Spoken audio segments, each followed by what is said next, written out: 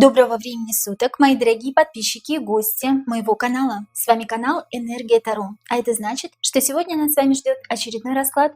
Перед тем, как мы начнем, я прошу поддержать это видео лайком. Это очень помогает мне в развитии канала. Также, если вы еще не подписались, то предлагаю это сделать прямо сейчас и нажмите на колокольчик, чтобы не пропускать новые видео. Ссылки на все мои социальные сети есть в описании под любым моим видео. У меня также появился канал на Boosty. Это закрытый канал. Вот здесь вот слева сейчас появится QR-код, по которому вы можете перейти. Подписка в месяц стоит всего 299 рублей. И это за шок-контент, который вы не увидите здесь, на YouTube-канале. Там расклады, которые YouTube-канал здесь может заблокировать. Именно поэтому они находятся на закрытом платном канале, друзья мои. Вы у меня часто спрашиваете, почему? Потому что здесь YouTube их блокирует. Там все о том, кто такой Владимир Путин на самом деле. Когда закончится война России с Украиной. Почему у Пригожина не получилось дойти до Москвы и что это был за военный недопереворот. Существовал ли Иисус Христос на самом деле и что такое религия и церковь в более глубоком и широком понимании этого слова. Заходите, будет интересно. Также у меня появился телеграм-чат, где мы общаемся с подписчиками, и именно вы можете стать тем самым подписчиком, который подскажет мне, какие расклады нужно делать на моем YouTube-канале или на канале на Boosty. Также у нас сегодня с вами расклад, да? Расклад у нас сегодня будет с вами на Deviant Moon, на картах Безумной Луны Патрика Валенса. И поговорим мы сегодня о Романе Костомарове. На днях олимпийский чемпион Роман Костомаров показал на видео всем, что он, несмотря на наличие протезов, борется за нормальную жизнь и не собирается сдаваться. Однако теперь по интернету ходят слухи о том, что, мол, это не Костомаров вовсе, что его подменили, и что не смог бы так человек после 2 инсультов заниматься, да? И вообще, цитирую, да, это не мои слова. У него же хрусталик глаза должен отсутствовать, да, то есть у него ампутировали глаз, ему ампутировали глаз, ну как нам говорили, да, по новостям. А он тут подмигивает вовсю своим здоровым глазом, да еще и пируэты ногами выписывает. Ну это я цитирую людей, которые в интернете думают то, что это не Роман Костомаров. Сегодня мы узнаем, Роман Костомаров это или какой-то другой человек, да, к чему его готовят, почему сейчас муссируют снова эту тему спустя столько месяцев, ну и к чему готовят, собственно, нас, потому что, ну, вы сами знаете, то, что новости у нас в СМИ, в России, да и вообще в любой другой стране просто так не распространяются. Это всегда для чего-то и кому-то нужно. Здравствуйте, карты. Первый вопрос, который я бы хотела вам задать, это сигнификатор романа сейчас. Что такое сигнификатор? Если вы смотрите мои видео, вы понимаете, что сигнификатор – это настроение человека на данный момент времени. Ну, в период в несколько месяцев, да, это его ощущение, это его умозаключение, это его эмоциональный фон, о чем он думает и что он чувствует, что он ощущает в этой жизни, да, и к чему он сам подсознательно готовится, возможно, он чего-то боится. Карты, покажите нам, пожалуйста, сигнификатор Романа Костомарова. Покажите нам, пожалуйста, сигнификатор Романа Костомарова. Покажите нам, пожалуйста, сигнификатор Романа Костомарова, его настроение сейчас, умозаключение, эмоциональный фон, что он думает вообще об этой жизни. Паж мечей. Либо за ним следят, либо он следит за кем-то, да? Здесь карта активной слежки. Какой-то человек не очень высокого ранга, скажем так, да, не будем его обзывать, называть каким-то нехорошим именем. Человек не очень высокого ранга, однако приближенный к тем людям, которые стоят на верхушке, наблюдает за другим человеком или за людьми. Его меч наготове, если что-то вдруг кто-то что-то не то скажет, его меч может отрубить голову, отрубить пальцы или еще чего отрубить, да? Луна здесь растущая на карте, что говорит о том, что слежка в самом разгаре и что человека сейчас не попустят, не отпустят. Но так как мы с вами гадаем на Романа Костомарова, мы вынули его сигнификатор и думает он сейчас о слежке. Вряд ли он за кем-то следит, да? Зачем ему это нужно? Следят все-таки за ним. И следят люди непростые, несмотря на то, что это человек не очень высокого ранга, он приближенный, еще раз повторюсь, да, каким-то людям из мировой элиты все-таки, да. У него здорово работает интуиция, посмотрите на его синюю сторону. Синий в картах Таро – это всегда развитая интуиция. И его бинокль, встроенный в его лицо, да, он очень хорошо видит за много километров вперед. Плюс ко всему одет он во все злато богато, что означает, что денежка у него все-таки есть. Рациональной стороной к нам повернут, да, человек. Таких людей называют психопатами, да, психопат ничем не отличается от нас с вами, он очень умен, он очень хитер, рационально мыслит, он спокоен, тверд, решителен, уверен в себе, и таких людей чаще всего берут как раз в шестерочки, да, как мы говорим, в следаки, они всегда берут след и всегда следят за кем-нибудь, и вот он как раз повернут к нам рациональной стороной, очень такой твердый, уверенный в себе, решительный, и психопаты часто, людей часто называют психопатами, когда они могут без зазрения совести взять и вот этим мечом ударить, если что-то пошло не так, да, если человек ослушался каких-то требований свыше. Так вот этого человека поставили следить за Романом, и Роман сейчас думает о какой-то слежке за ним. Ведется какая-то слежка, если что-то вдруг, не дай бог, будет сказано не так, не точно, не с той точностью, какую ему задали, да, не с тем темпом, который ему задали, то все, пиши пропало. Дамоклов меч висит над его головой и готов в любой момент ударить. Вот об этом сейчас думает Роман. Это его сигнификатор. Тот человек, который сейчас активно тренируется на видео, которого нам сейчас показывают в видеороликах, это Роман Костомаров. Почему я задаю этот вопрос? Это вопрос не мой, это вопрос из интернета. Если вы посмотрите канал Валидол, очень раскрученный канал, там замечательная блогер есть Валида, да, который говорит о том, что, возможно, это не Роман Костомаров, потому что он не похож на себя, там густые черные брови, да, почему-то он резко почернел, его мышечная масса никуда не ушла, хотя лежал человек очень долго. Я сама как медик могу сказать о том, что когда человек лежит хотя бы 2-3 месяца, у него, во-первых, появляются пролежни, да, даже если за ним хорошо ухаживают. Ну, во-вторых, его мышечная масса, конечно же, испаряется, да, если человек долго лежит. Я могу сказать это на своем личном примере. У меня дядя лежал несколько месяцев, и все, он из здорового мужчины превратился вот в такого вот сухарика. А Роман выглядит прекрасно, я бы сказала, да, несмотря на протезы. И вот как раз Валида говорит о том, что это немножко странно. Вот мы сейчас развеем этот миф, либо он окажется правдой. Действительно ли Роман Костомаров на видео, которые нам показывают в интернете? То, что он крутит педали на велотренажере, то, что он занимается с врачами. Роман Костомаров на видео, которые нам показывают, или не Роман Костомаров? Скажите нам, пожалуйста, карты правду. На видео Роман Костомаров, который нам показывают в интернете, или не Роман Костомаров? Ну, простите. Да, это Роман, за которым активно следят, да? Который не может лишним пальцем своим пошевелить, простите меня за такой черный юмор, да? У них там, насколько я понимаю, пальцев не осталось. Смотрите, такая очень сложная ситуация здесь, да. Во-первых, это Роман на видео.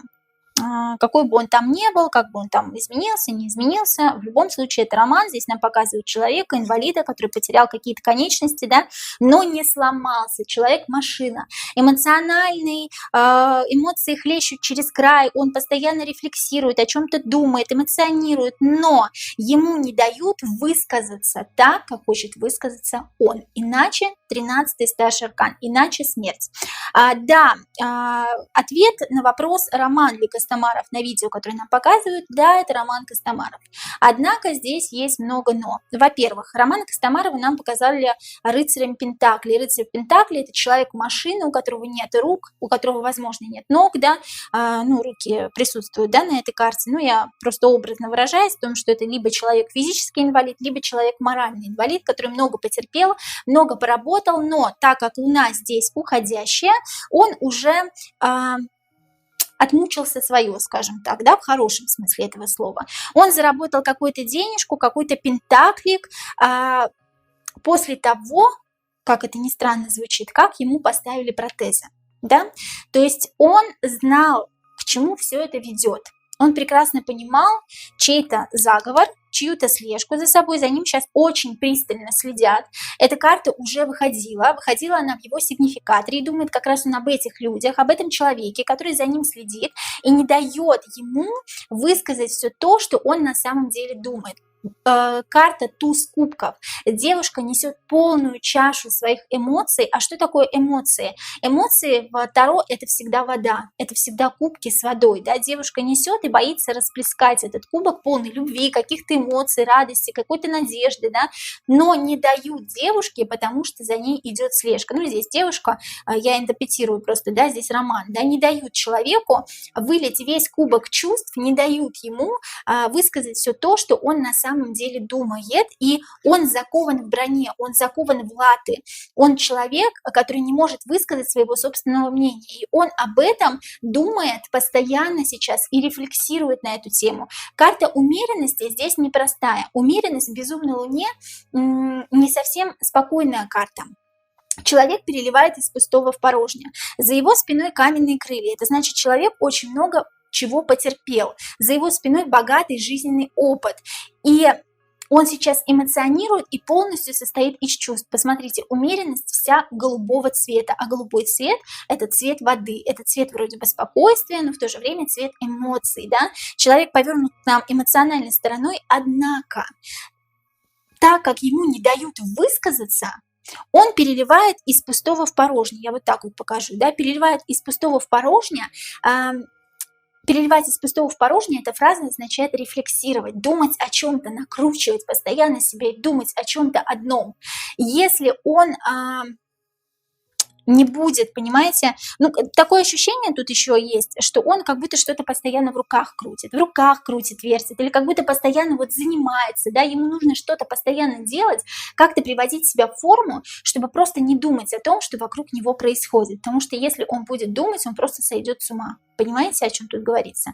Иначе смерть. Понимаете, если человек проследит и он скажет что-то не то, что нужно этим людям сверху, а он однозначно с кем-то заключил договор по этой карте, по этим картам, я бы так сказала, да, если человек узнает, что хоть чуточка пролилась из этого кубка, и хоть чуточка эмоций и каких-то тех слов, которые не должны услышать обычные обыватели, обычные люди, прольется из этого кубка, то роману будет 13-й старший аркан. Да? 13-й старший аркан в данном случае обозначает не трансформацию, а конкретно смерть. Да, отвечая на вопрос, тот человек, которого мы видим на видеороликах, это Роман Костомаров, это Роман Костомаров. Ему делать больше нечего, как подчиниться тем людям, которые за ним следят, не эмоционировать и не высказывать всего того, что он на самом деле хочет высказать. Поэтому он постоянно что-то в руках теребит, перебирает, либо постоянно занимается и рефлексирует, постоянно думает и накручивает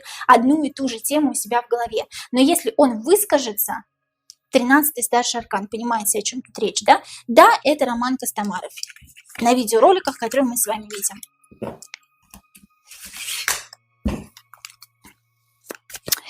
А как же он так быстро восстановился после 2 инсультов тогда, да? Следующий вопрос. Как же он так быстро восстановился после 2 инсультов? Сама как медик могу сказать, что после одного инсульта, не то что после 2, очень сложно встать и начать заниматься, да? Если это он, да, у меня был вопрос, но мы выяснили, что это он, как он восстановился после 2 инсультов, как Роман Костомаров так быстро восстановился после 2 инсультов, как Роман Костомаров так быстро восстановился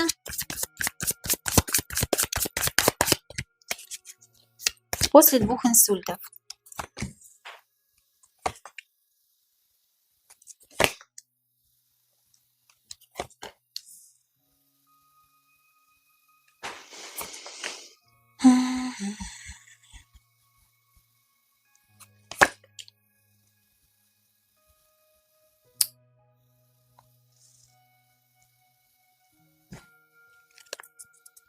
Ну, скажем так, здесь говорится о том, что, во-первых, мне почему показывают его детство, да, я сейчас расскажу, почему. И здесь говорится о том, что восстановиться ему помогли люди не совсем обычные, да. Здесь карта «Мир» тоже не совсем обычная, потому что это колода безумной луны. 21-й аркан здесь говорит о том, что Вроде бы все красиво на карте, да, вроде бы у нас тут красивые рыбки, звери охраняют русалку, но здесь у нас еще замечательная змея, которая называется Уроборос. Уроборос – это змея, которая поедает саму себя, да, и заключает вот такое кольцо вокруг себя. И в этом кольце находится русалка, которая не может найти выхода из ситуации. Да, тут у Романа были инсульты, действительно, но Роман показан нам как очень сильный человек по королю Пентаклей. Человек, который очень много пережил в своей жизни, а в особенности пережил почему-то в детстве. Я сейчас об этом вам расскажу. Здесь по карте мир говорится о том, что человеку некуда деваться. Понимаете? Человеку некуда деваться. Почему? Потому что, видимо, действительно заключен какой-то договор. Да? Его тут кто-то охраняет и не дает ему выйти за пределы его больницы, возможно, да, за пределы того, где он сейчас находится или где он находился. Тут ему не дают выхода. И он восстановился почему так быстро после 2 инсультов. Здесь сказано о том, что, во-первых, у него есть какая-то определенная сила, да, которую ему дают, возможно, или, возможно, ему дали. И, во-вторых, тут говорится о том, что ему некуда деваться. Некуда деваться из детства. Тут вот про детство, да, самое интересное. Тут на самом деле невероятно сильный человек, я хочу сказать. Про Романа Костомарова я прям действительно удивлена. Здесь невероятно сильный человек и невероятно в то же время сломленный человек. Тут вообще синдром жертвы у Романа, да. Здесь повешенный нам говорит о виктивности. Виктивность – это психотипы жертвы, это синдром жертвы. Человек, который всю свою жизнь приносит себя в жертву ради других. Ну, посмотрите на меня, какой я замечательный, посмотрите на меня, какой я король Пентаклей, как я умею добывать деньги, как я люблю свою семью. Это у него почему-то идет с детства.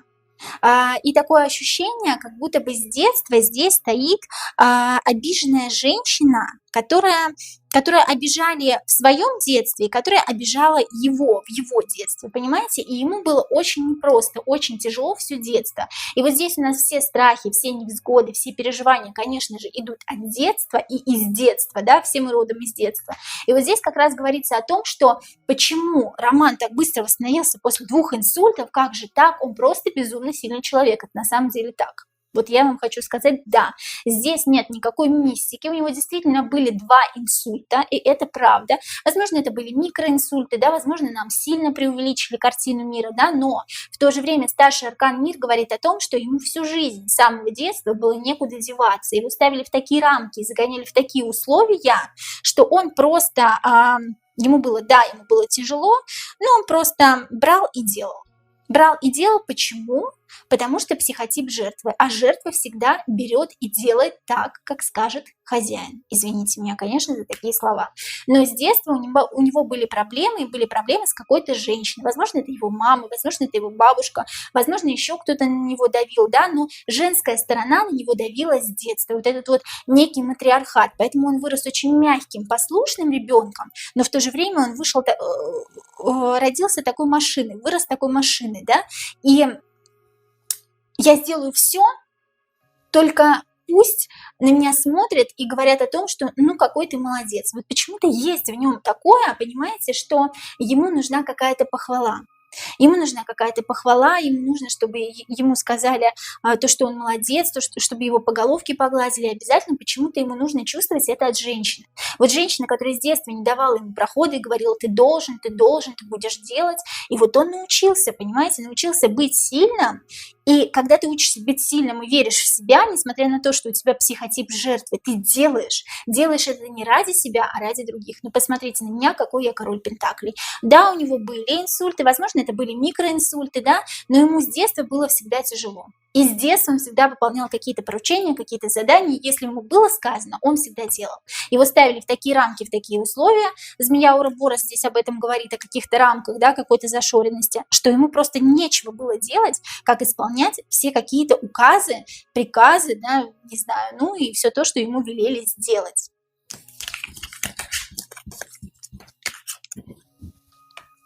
А вот по поводу глаза. Протезировали ли Роману глаз? Или нас обманули? СМИ, да? Протезировали ли Роману глаз? Протезировали ли? Роману глаз. Просто буквально 3 карты, да или нет. Протезировали ли Роману Костомарову глаз? Протезировали ли Роману Костомарову глаз? Да или нет? Потому что говорили, что глаз ампутировали. Хрусталик глаза. Незаконченное начинание. Нет, глаз ему никто не протезировал, его глаз не ампутировали, нас всех опять загоняют в какие-то рамки, да, все опять нас дурят, думают, то, что мы вот эти отшельники, да, несмышленые, ничего-то мы не знаем. И тут как раз-таки отшельник намекает на свой глаз, да, то, что вот он, посмотрите, вот он я хоть и неполноценный, тут у отшельника 4 пальца, но глаз у меня все-таки есть, глаз у меня на месте, да, тут отшельник нам как бы говорит, посмотрите, он как бы кричит нам, сам Роман как бы кричит нам и говорит, глаз у меня на месте, все с моим глазом хорошо, все с моим глазом прекрасно, да, пусть я остался сейчас человеком неполноценным, имеется физически, да, но глаз у меня остался на месте, о чем говорят еще другие карты, о том, что начинание, не заканчивающееся успехом, тут сказку, байку придумали, да не додумали ее, да, туз жезлов говорит о том, что мама родила ребенка, но ребенок вроде как вышел из утробы, но все еще находится в гороховом стручке, вроде бы байку придумали, и байку до конца дожать не смогли, вроде бы солнце в глаза людям пустили, ослепили, люди поверили, здесь люди пляшут под солнцем, да, ничего не чувствуя, ничего не замечая, нас дурят, а мы лапшу с ушей не снимаем, и мы верим всему театральному представлению, что, собственно говоря, происходит, да, сейчас. Тут говорят о том, что нет, глаз не протезировали, глаз на месте, как был, так и остался. Байку придумали, ее до конца не раскрутили. Людям в глаза немножко послепили солнышком, да, мы ничего не видим, когда нам солнце в глаза слепит. Здесь вот как такая метафора, понимаете? И мы пляшем, как вот эти дурачки, да, на карте, и думаем о том, что ага, все то, что нам сказали, это на самом деле правда. Солнце нас слепит, солнце нас сжигает, и мы всему этому верим. Нет, это не так. Протезирования глаза не было. Это просто такая утка.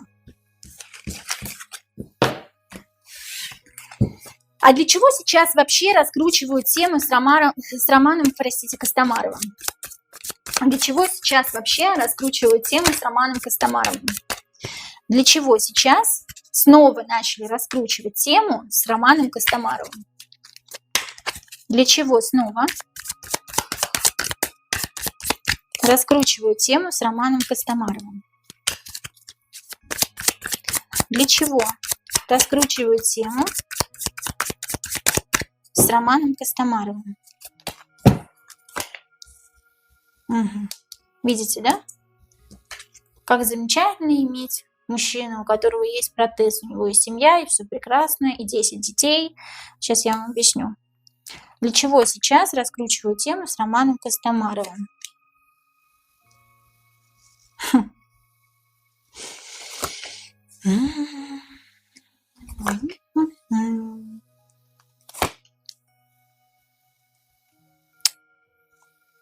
Ну, во-первых, чистой воды манипуляция, да, чтобы люди пожалели, чтобы люди поверили. Люди же у нас такие сердобольные. Сейчас мне все начнут писать: ох, какая же ты гадина, какая же ты гадалка, несчастная, тебя что, не научили гадать на Таро? Зачем ты трогаешь бедного несчастного человека, которому ампутировали конечности? Вы знаете, что этот бедный несчастный человек прекрасно понимает, чем он занимается?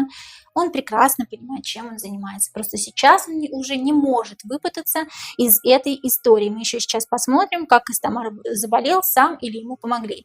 Но дело в том, что люди у нас все сердобольные, да, люди у нас любят кого-то пожалеть, хотя сами в своей жизни почему-то себя не жалеют в первую очередь, да, это очень важно. И нами, конечно, очень грамотно манипулируют. И, естественно, манипулируют нами на теме какой? На теме протезирования. Да, вот я пришел с войны, допустим, да, ну, понимаете, да, что такое война у нас с кем сейчас идет, сами прекрасно понимаете. Вот я пришел с войны, весь такой с протезом, весь такой замечательный, и меня все равно любят, и у меня все равно есть жена, и у меня все равно есть дети, и у меня 10 кубков, и у меня дома полная чаша. Так что иди, дорогой, воюй и защищайся по тузу мечей, защищайся где? Защищайся на войне. Все это отсылочка ко второй волне мобилизации и к тому, что прекрасно иметь протезы на ногах, на руках и так далее, да. И все это, конечно же, во главе угла деньги, да, во главе угла стоят деньги. Туз пентаклей, карта жадности. Хочу больше, хочу на этом заработать, хочу отмыть побольше, да, на замечательных протезах. Как-то я уже говорила про тему протезирования, меня там закидали грязными тапками в комментариях и сказали, ну какие протезы, о чем вы говорите, ну что вы такое говорите, ну как это о чем, дорогие мои. Война, прекрасная прекрасный повод для того, чтобы отмыть деньги, да, отмыть деньги не только на самой войне, да, и на чем-то там, на чем они там еще отмывают деньги, но на протезах, самое главное, да, человек приходит, человеку ставят протезы не дешевые, те, кто будет писать о том, что протезы выдает государство, не надо мне эту чушь писать, потому что государство выдает, если даже и выдает, но протезы самые дешевые, самые ужасные, после которых людям хуже, чем без ног. Я вам говорю, потому что я знаю, я работаю в медицине, и я прекрасно вижу этих людей на протезах, на дешевых протезах или на протезах бесплатных от государства. Поэтому такие вещи мне, пожалуйста, не пишите. Хотя пишите, ботов у нас много.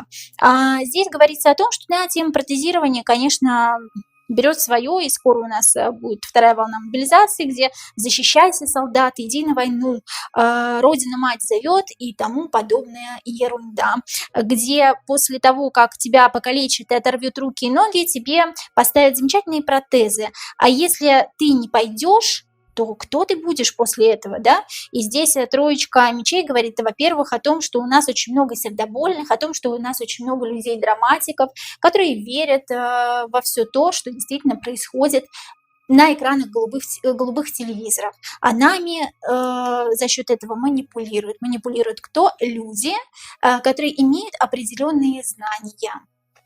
Ну, сами понимаете, кто это, верхушка, да?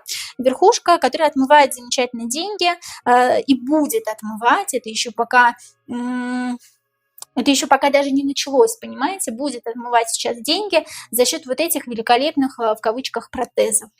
А если ты не идешь на войну, то кто ты такой? Да, иди защищайся, тебе поставят хорошие протезы, все у тебя будет прекрасно, а у нас будет много денег за счет тебя. Ну, чистой воды манипуляция, чтобы люди верили, люди страдали, сердобольные люди жалели Романовых, Костомаровых и всех остальных звезд шоу-бизнеса. Жалейте дальше, дорогие мои. Костомаров сам заболел или ему помогли? Ну, конечно, все понятно здесь, да, но все-таки проверим. Костомаров сам заболел или ему помогли?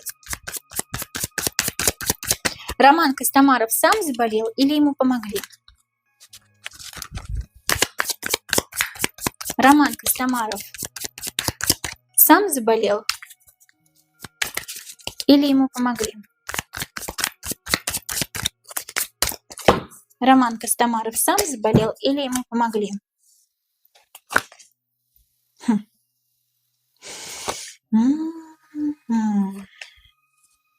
Тут женщина замешана. Замешана женщина, на которой роман немножечко был или есть повернут, да, то есть он как-то постоянно об этой женщине думал. Вот эта женщина тут замешана, это женщина-императрица сейчас, сексуальная, красивая женщина, которая привлекает к себе внимание, харизматичная, умная, хитрая и очень ушлая, я бы так сказала, да, на ее первом месте стоят не дети, хотя классическая императрица, если мы берем классическую колоду Райдера Уэйта, то императрица там мама в первую очередь, да, здесь императрица хоть и мама, мы видим по множеству ее грудей, да, она в первую очередь думает о себе, потому что лицо ее заносчиво, она бережет свой цветочек, да, не подходи, не то убью, да, или мой император тебя убьет. Позади нее природа, чакра Свадхистана у нее открыта, это значит, сексуальность ее зашкаливает, и она как самка привлекает к себе других самцов, возможно, даже привлекает для того, чтобы что-то с ними сделать, да. Шахматная доска, посмотрите, это отсылка к масонам, к иллюминатам, или отсылка к тому, что просто женщина очень умная, эмоциональной стороной к нам повернута, и действует она в своих интересах. И вот как раз роман почему-то в общении с ней очень часто рефлексировала. Рефлексия, опять-таки повторюсь, да, это карта того, что переливать из пустого в порожнее. Возможно, у них даже были какие-то сексуальные отношения, да, здесь из пустого в порожнее изображается мужским половым органом и женским половым органом. Посмотрите внимательно на чаши, да, и здесь еще карта рефлексии говорит о том, что он постоянно думал об этой женщине и чувствовал себя каким-то маленьким ребенком, пацаненком рядом с ней, почему-то боялся постоянно с ней заговорить, да, и здесь говорится о том, что вот эта женщина, во-первых, она супруга, да, она стоит в каких-то отношениях, либо в серьезных отношениях, либо она является супругой чьей-то. Почему? Потому что императрица. И кто помог? Сам ли Роман заболел или ему помогли? Ему помогла, в кавычках, вот эта женщина. Вот эта женщина, здесь что-то связанное с деньгами, да, кто-то кому-то дал денежку на лапу, чтобы этот человек промолчал. Почему промолчал? Потому что карта двойка мечей. Перебороть в себе черное, перебороть в себе белое, вернее, с помощью черного. Да, здесь человек борется сам с собой. Блин, совесть меня мучает, зараза, но я все-таки денежку возьму. Здесь замешано несколько человек. В данном случае здесь точно есть мужчина, точно есть женщина, возможно, это его супруга, и точно есть еще какая-то женщина чуть ниже рангом, которая все это знала, денежку получила и молчала. Молчала, боролась якобы со своей совестью. Самой главной интриганкой всего этого пиршества была некая женщина замужняя, от которой Роман прям как-то млел, да, и как-то он перед ней чувствовала себя каким-то вот мальчиком, каким-то ребенком. Вот эта женщина замешана в том, что Роман действительно заболел, да. Если на Романе порча я здесь не вижу. У меня поклонники, хотела сказать, господи, прости меня, у меня подписчики, простите меня, дорогие подписчики, я немножечко тут зазналась, пока делаю расклад, у меня подписчики спрашивали о том, что если на нем порчи, нет, порчи я здесь не вижу, здесь просто помогли человеку заболеть.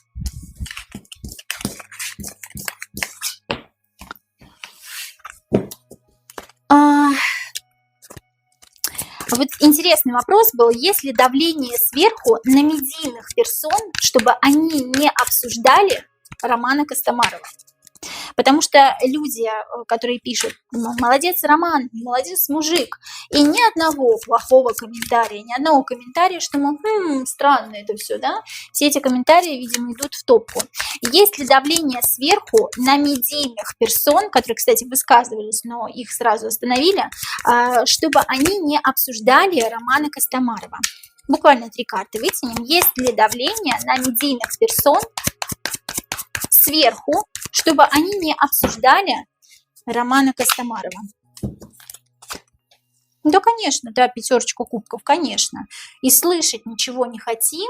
Либо вот это медийные персоны, да, вот это кто-то сверху, да, либо вот это медийные персоны, и это кто-то сверху. То есть имеется в виду, что запрещаю тебе говорить, запрещаю тебе говорить что-то лишнее, а я и слушать ничего не хочу. Я дальше буду говорить, а я тебе запрещаю. Тут запрет на то, чтобы говорить что-то лишнее, да. Вытянем еще буквально 2 карты.